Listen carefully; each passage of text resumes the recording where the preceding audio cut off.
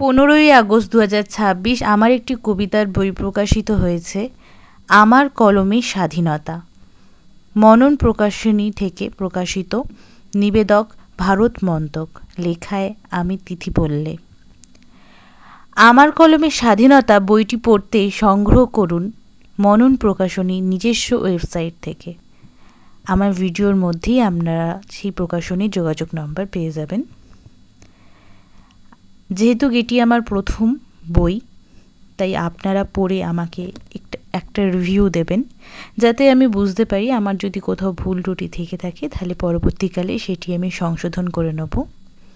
এই বইটির প্রতিটি কবিতায় আপনারা পাবেন স্বাধীনতার অমর চেতনা, শহীদদের আত্মত্যাগ, দেশপ্রেমের নারী, স্বাধীনতা, সীমান্তের সৈনিক এবং মাটির প্রতি ভালোবাসার এই সমস্ত অনুভূতিকে কবিতায় আমি তুলে ধরেছি।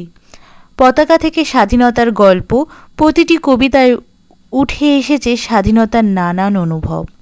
কোথাও তেরেঙ্গার গর্ব, কোথাও ক্ষুদিরাম ও নেতাজির আত্মত্যাগ, আবার কোথাও প্রশ্ন উঠেছে আমরা কি সত্যিই স্বাধীন।